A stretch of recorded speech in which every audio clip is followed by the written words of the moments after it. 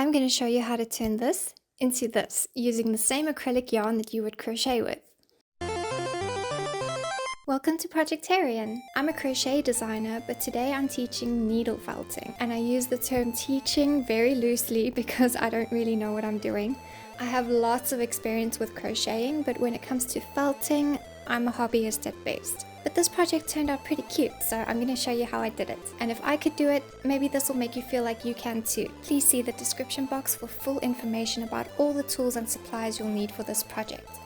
I wrote a blog post about the project. It tells you everything you need to know before starting, and I would highly suggest you read it if you want to do this project. And again, you'll find that link in the description box under supplies and more info. I'm going to be using my latest pattern for this project. Aquila the kitten is a brand new pattern coming out very soon as a crochet along.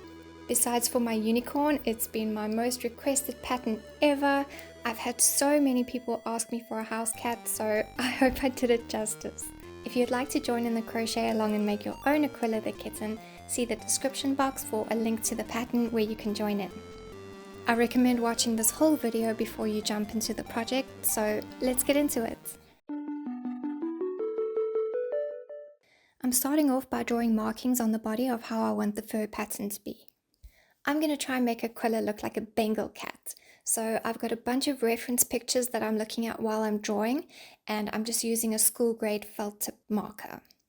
Don't worry about getting this part perfect. All your line work will be completely covered up in the end, so it doesn't matter how messy your drawing is or what color you use or how many colors. Also, making your markings slightly asymmetrical is better and more natural looking than trying to make all the markings perfectly symmetrical on both sides of the body. In fact, it's important not to aim for perfect symmetry because if there are only slight discrepancies between the two sides, it'll look like you tried to get them the same and missed the mark. But if they're intentionally quite different from each other, then it'll look natural. The purpose of the drawing is just a rough guide for yourself, and once you've started felting, you can change your mind as often and as drastically as you like. You'll even be able to use the felting to restructure the cat's shaping, so you can change it to look exactly how you want, pretty much only limited by the amount of time you want to spend. The marking pen will rub off on your hands and your work surface, so I worked over a big sheet of paper that I don't mind messing up. So here I'm just drawing all the markings on the body according to the fur patterns that I like on my reference pictures, and I'm not too worried about making them perfect. I'm just laying a rough plan for myself.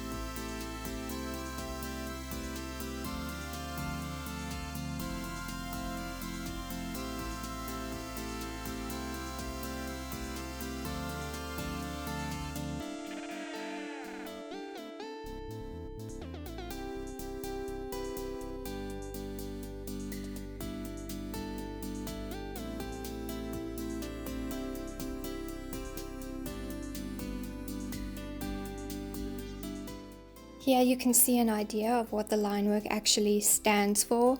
This is roughly the aim for my fur markings, but I will make some changes when I do the actual felting, depending on what I feel like it needs as I go. If you'd like to use these pictures for reference, you can see them in my blog post as part of the tools and supplies for this project. Click the link in the description box for that.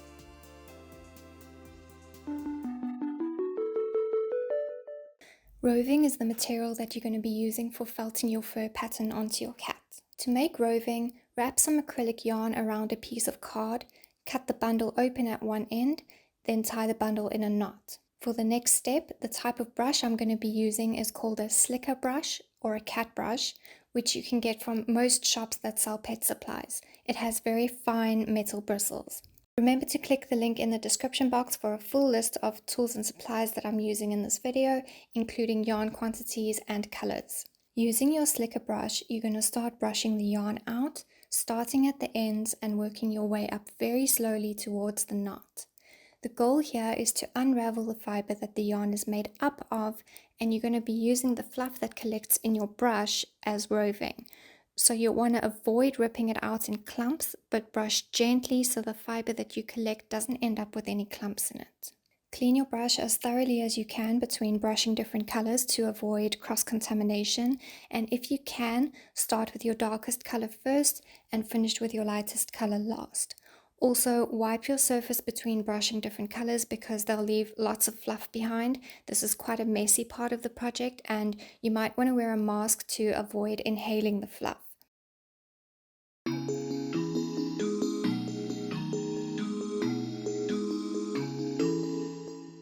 Once the bundle is brushed out completely, you can cut the tuft off and use it for felting too. I like to collect each different color into a separate bowl as I go so they're easy to access when I'm felting. When you're finished, all that's left of the bundle is the knot, so there isn't much waste. Of course, you can just buy roving instead of making your own, but I prefer making it because roving isn't easy to buy where I live, and this way I can make any color I want. For the eye colors, you'll need a very small amount of roving for those, so you can just wind the yarn around your fingers to make a small bundle and brush that out.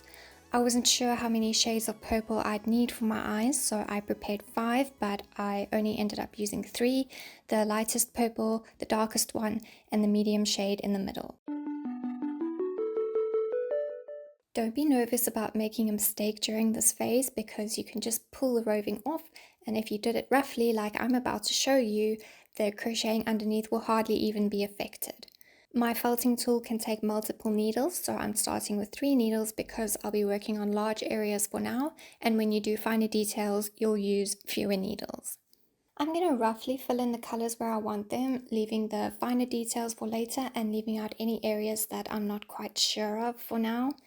To get some practice, start in an easy area. For example, if your belly is going to be one solid white patch, then start there to get the hang of felting at first. You just plop down a tuft of roving and start stabbing it with your needles.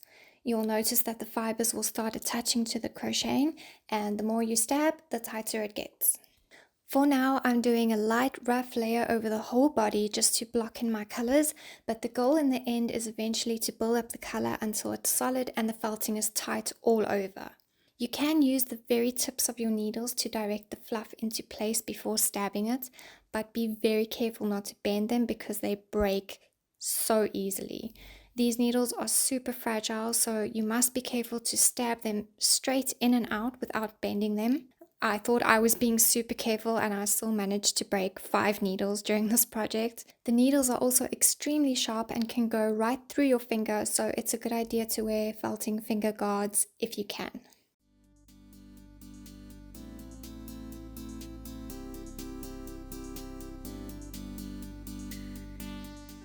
When I do the stripes on the legs, I'll deliberately try and make them uneven and squiggly instead of being straight lines. So I'm generally plopping the grey down and kind of letting it go wherever it wants, but staying near my drawing lines. And if a stripe starts looking too straight, then I will pull up the roving a bit and adjust it, then felt it back into place. It's important not to go for perfect symmetry with these markings. There will be certain parts that must be symmetrical, like the face, and you'll have lots of practice before you get there, but the markings should be slightly different.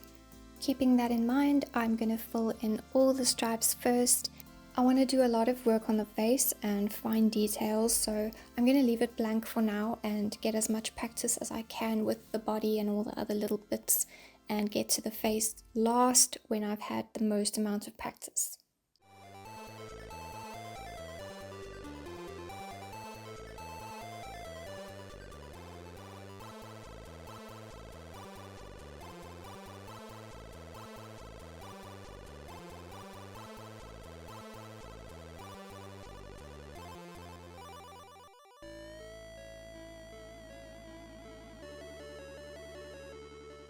I have to issue a serious warning with this video because I was not at all prepared for how much work this project was going to be. I'm used to spending weeks developing just one crochet pattern at a time. This project was just so repetitive. It took me about a week of solidly working on it, and that drove me crazy just because I didn't think it would take that long. So be warned.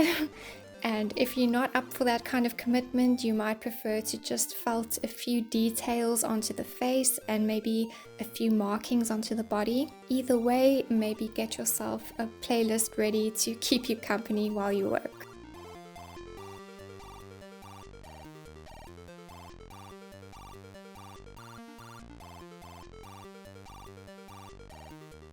When I do the rosettes, I'm going to stick quite closely to my drawing lines so that I don't lose the shape I wanted. And I'm not too worried about losing the detail that's drawn inside them. That was more of a reminder to myself of how I wanted to do the little gray spots. So I'm going to cover those up completely, and it's going to be easier to just go over the blue with my gray later.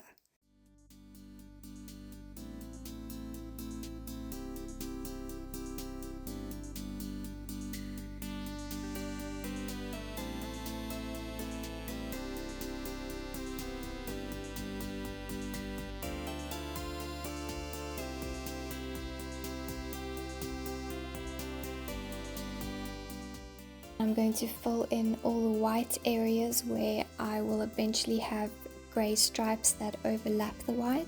When I work on pieces like the bottom of the tail or underneath the paws or even the front of the chest, the kind of rule that I'm following here is when I look at the cat from the side, I just want to be able to see a slither of white. So that's how I decide how far up the paw to go or how far across the chest, just so that I can see a small amount of white when looking at the cat from the side. Be extra careful when working on the tail. It's really easy to stab yourself during this part.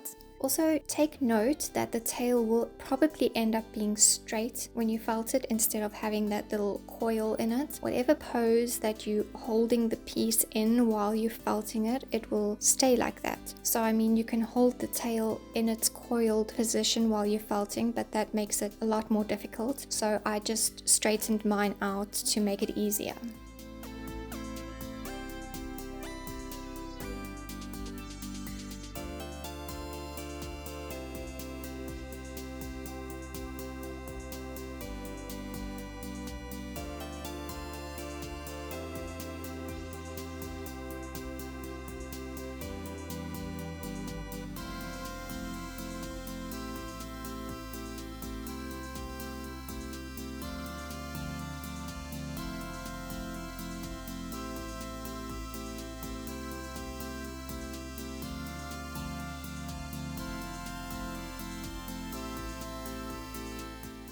Now you don't have to do this, but I wanted to get a bit fancy and fade my color from blue to white near the end of the tail.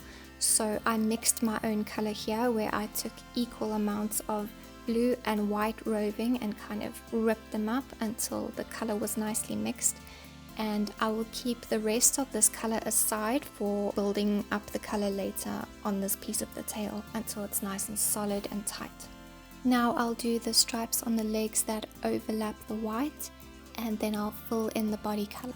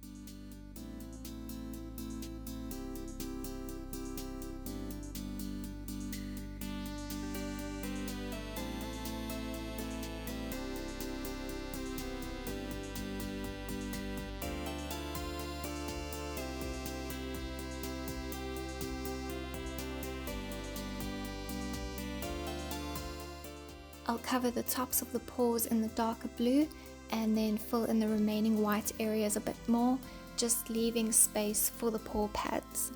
The paw pads need to be as symmetrical as you can get them, as similar as possible to each other. So wait until you're feeling quite confident and you've had quite a bit of practice. You can start off by roughly filling them in, but keep in mind that you want them to look the same in the end, so it's a good idea if you can do them all in one sitting when you're feeling confident.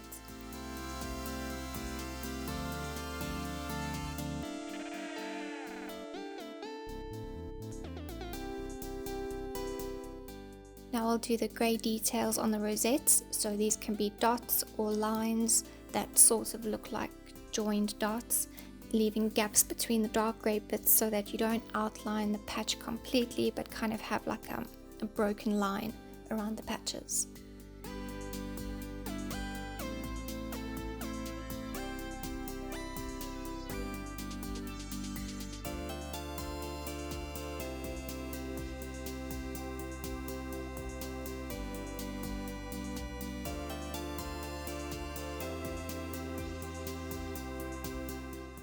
Doing the stripes on the tail is a good opportunity to practice your accuracy in preparation for the more precise work that you'll need to do, like the paws, and in turn the paws will give you very good practice for doing the face. For the black stripes underneath the tail, I'm not trying to make them identical, but I am trying to line them up with each other.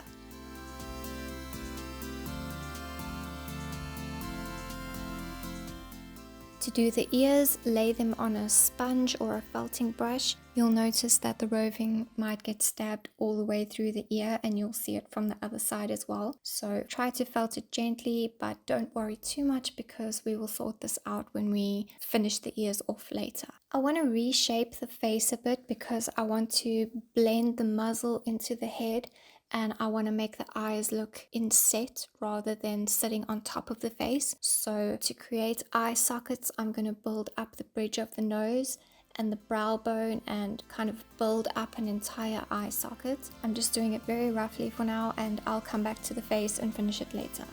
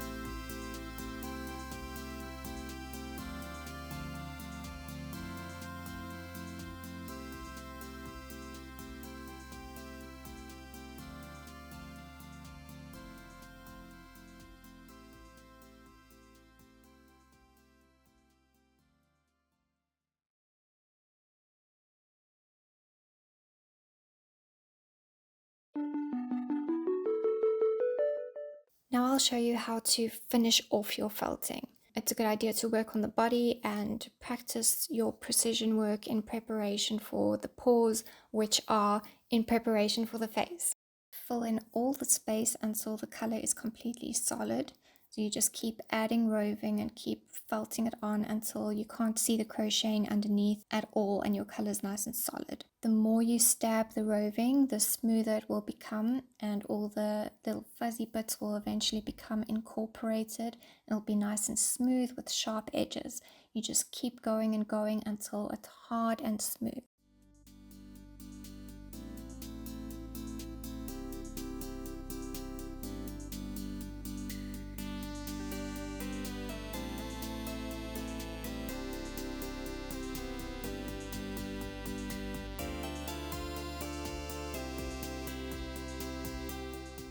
I've done the dark blue and the grey here and finished those off nicely, so you can see the difference compared to the light blue, which is still quite puffy, and there's a big difference compared to the parts that I haven't done yet because they're very fuzzy. This is quite smooth and it's a bit harder. I'll keep going over the whole body like this except for the paws and the face. And as you go, try to make the stripes more or less uniform in thickness. For example, I noticed that I have a very wide stripe on the shoulder with a very thin one next to it, and none of my other stripes on the body are that thick or that thin. So when I get to finishing those off, I'll even them out so that they're more balanced with the rest of the markings on the body.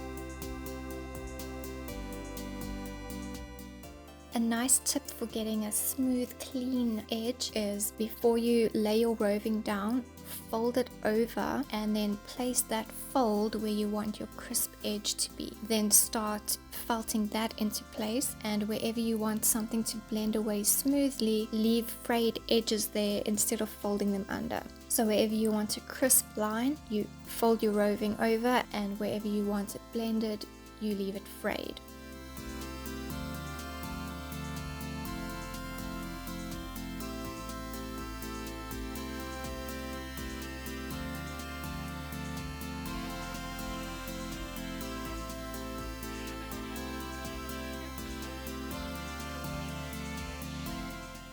I'll be switching back and forth between using 2 needles and 1 needle.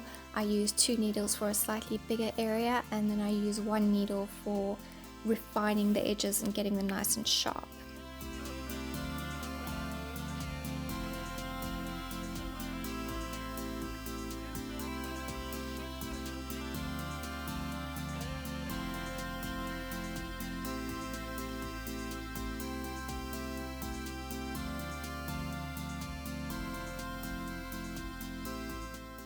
It's important to leave the cat's shoulders for last, because when you're busy felting the chest area between the legs and the stomach and any of the hard to reach places on the legs, you're going to need to bend the legs, and that will create a crease on the shoulder. So leave the shoulder for now, let it get all creased and messed up while you do these hard to reach spots, and when that's completely finished, then you can do the shoulders. When you felt the chest between the front legs, don't finish that off completely just yet. Leave that slightly soft until later.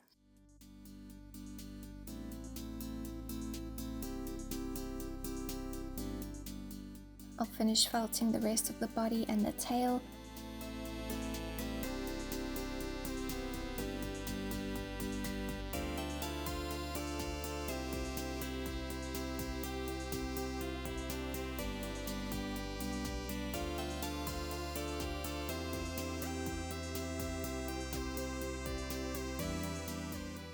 Tail is a very slow process, so be patient and just take it as good practice for the paws and the face. I found it especially difficult to do the tip of the tail. For some reason it was really difficult to get my needle to stab into the tail there, and I kept getting bald patches between the roving, so you really just have to be patient. It just takes time. Here's an example of 3 finished stripes on the tail. I did the rest of the tail by the same method and also balanced out the thickness of the stripes as I went.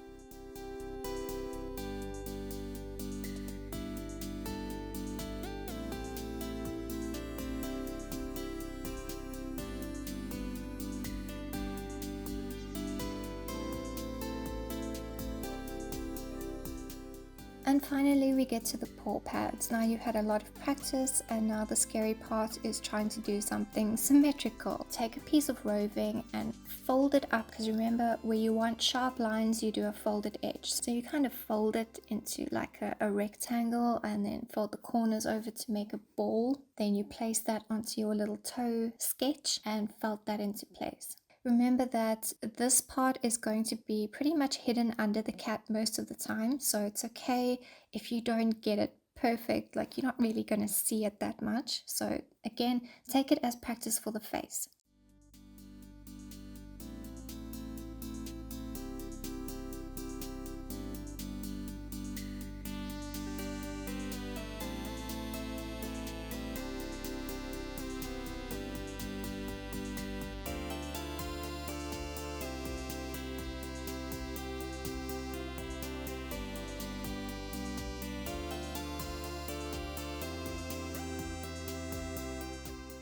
For the paw pads, I did it by a similar method, except I left the one edge frayed, so I only had a sharp edge around the outer edge of the paw pad, and then the inside is frayed so that it can all be blended nicely together. So I did that for each of the 3 separate sections of the paw, and then filled it in with more roving.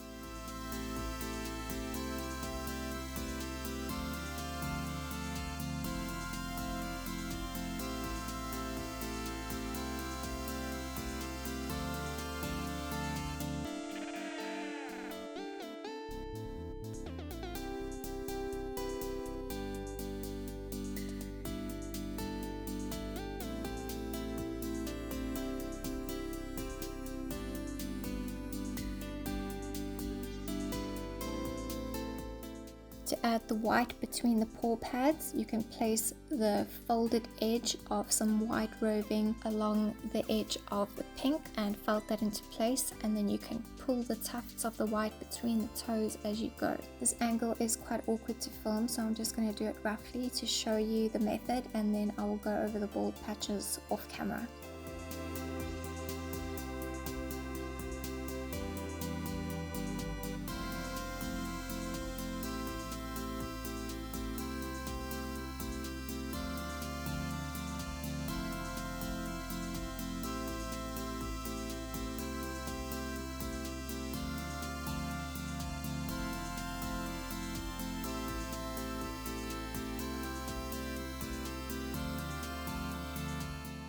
Before you finish the shoulders and fix any creasing that was created there, just make sure that you've finished every single spot of felting that requires you bending the front legs out of the way so that you don't have to bend them again.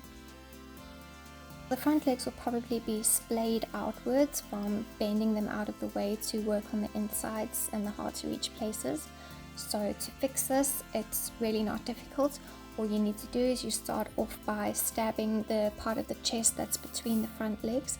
That will tighten up the felting between them and start pulling them closer together. Once that part is nice and firm, then hold the front legs in the exact position that you want them to be in, and then start working on the shoulder and chest area. So all you need to do is felt over any creasing that was created there and finish that part off nicely, and just keep holding the legs in the position that you want them while you're felting, and you'll see that when you finish, the legs will stay in the position that you held them in because the new felting will hold them there. For the head, I'll fill in the back of the head completely and a little bit on the sides.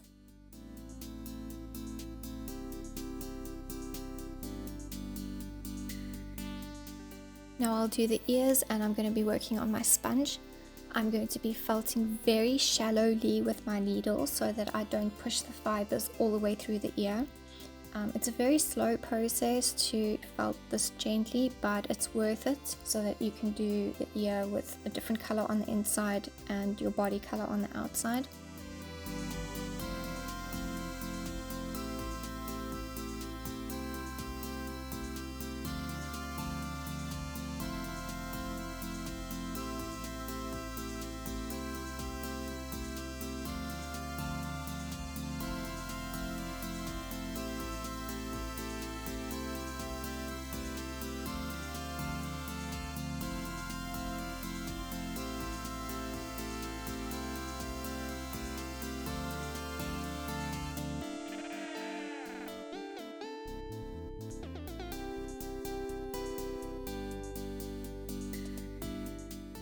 I'll roughly felt over the whole face with my light blue body color, leaving the throat bare because I know I want to make that white.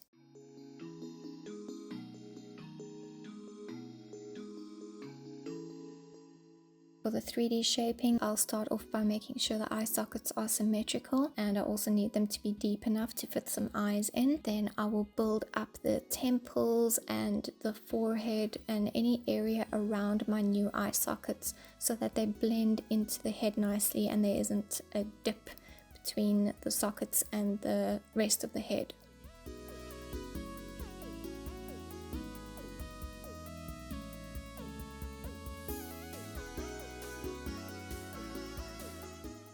I'll build up 2 little domes for the lips with an indent between them.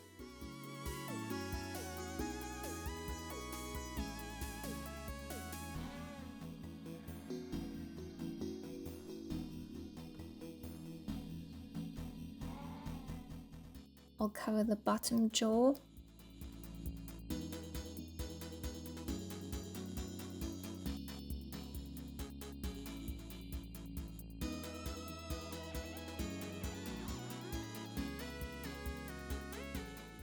And I'll cover the smile, building up the area where the smile is attached to the top jaw so that the dip isn't as deep there.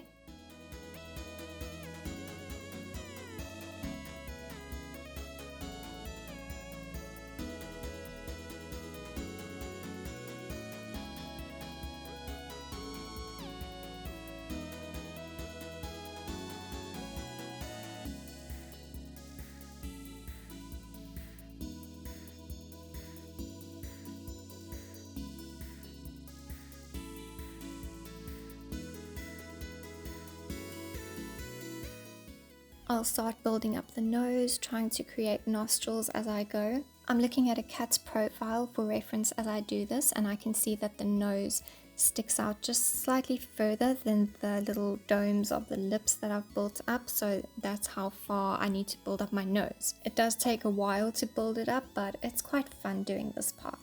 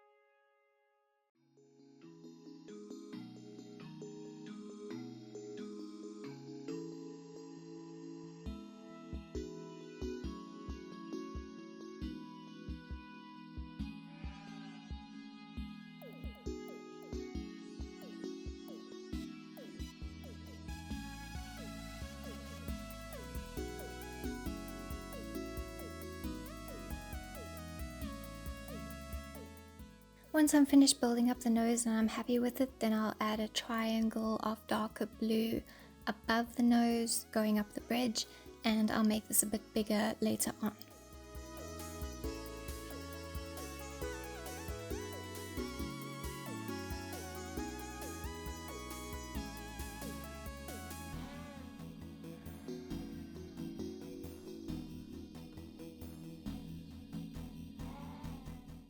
I'll build up some light blue over the smile, covering the white a bit and working the blue in a curve that follows the smile shape.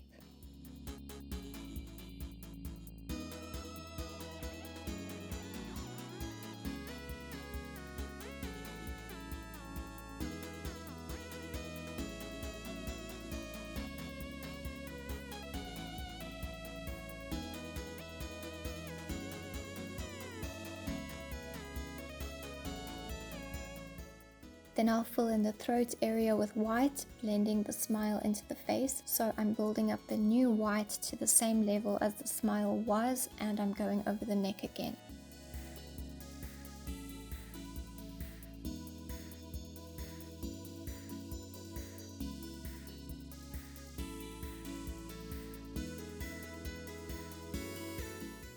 To make the eyeballs, I started off with my lightest purple and kind of roughly made an eye shape, and then tried to build up a pupil and an iris inside them.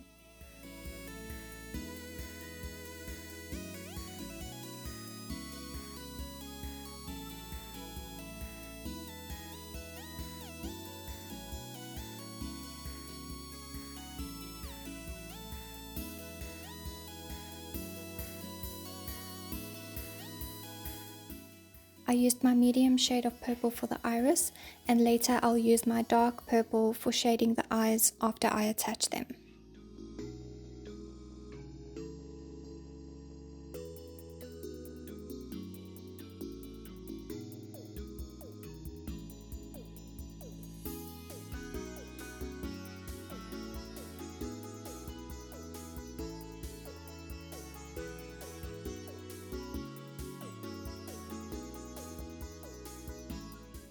For the eyelids, I'm basically making a thin strip that has a smooth, crisp edge and a frayed edge. I'm making one shorter strip for the bottom eyelids and a longer strip for each top eyelid. The easiest way I found to do this with acrylic, I just took a big tuft of roving and started felting down the middle of it, and when that got firm enough, then I folded it in half and I used that as my sharp edge, and I just kept felting over that, and then I folded that edge a little bit and felted it down on itself to build it up and make it nice and crisp.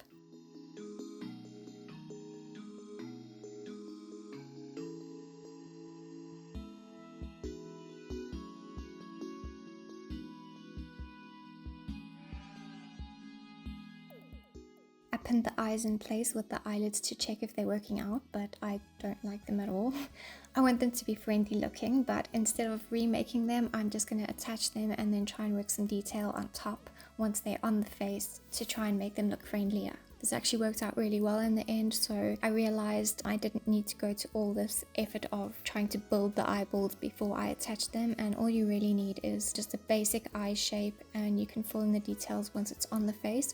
I would just recommend that you felt very shallow so that you don't make the eye look indented but keep it rounded.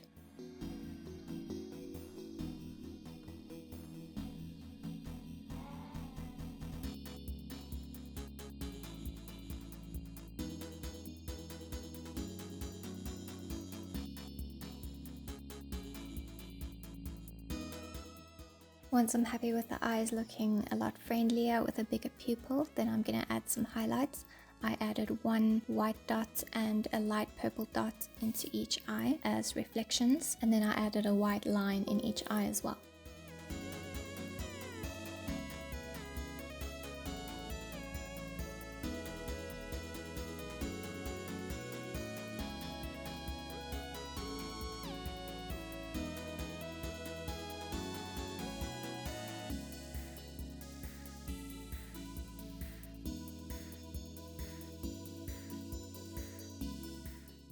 Then I built up a black line around each eye, kind of like eyeliner, with a little bit of an extension in the corners of the eye where the tear duct would be.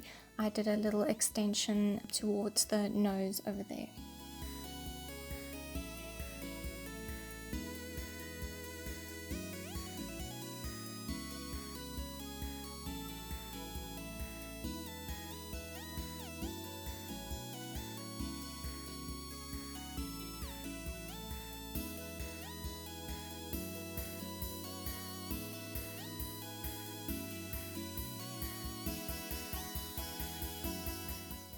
The outer edge of this grey line doesn't need to be perfect because it's going to be covered up by the eyelids. When it came time to attach the eyelids, I felted them very, very gently, and I did the attachment a few millimeters away from the sharp edge of the eyelid so that I wasn't actually messing with the edge too much.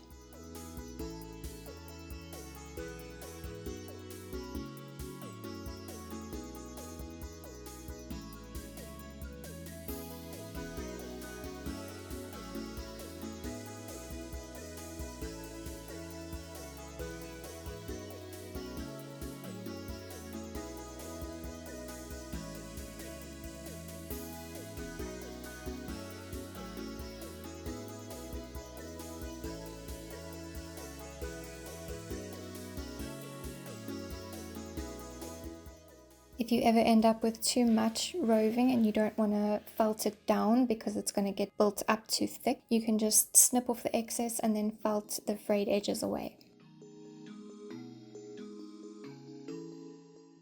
I felted a black line from the corner of the eye down the cheek, but I realized that I should have only done this after the eyelids were attached, but luckily nothing's set in stone, so I could fix this later.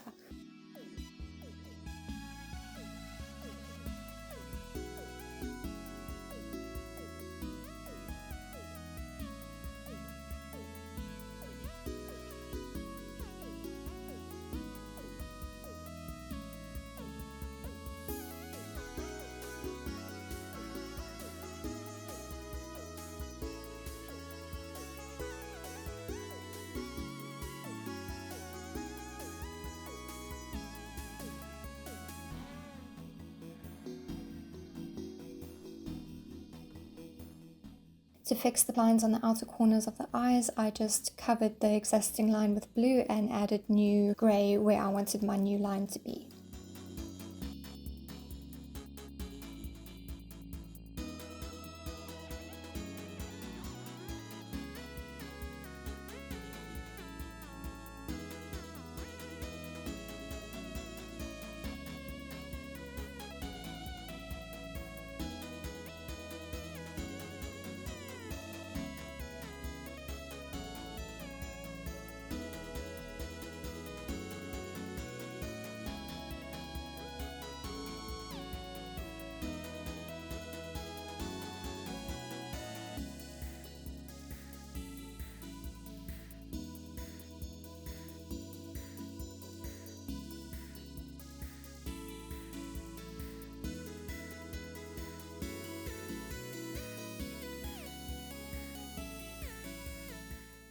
To finish off the face, I'm just going to add a few colors and markings wherever I think they should go. A few more dark grey markings and finish off the bridge of the nose where it meets the stripes on the forehead.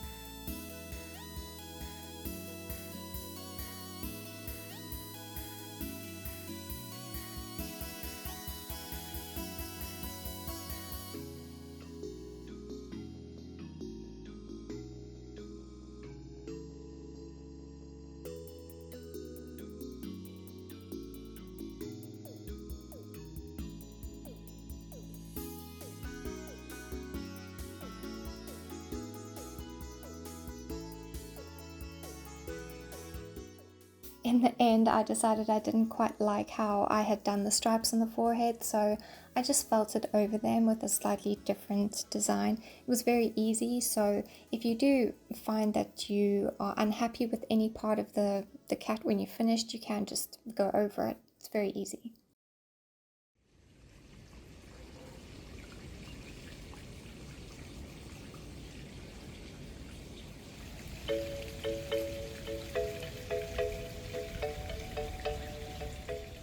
And she is finished. Wow, what a lot of work that was.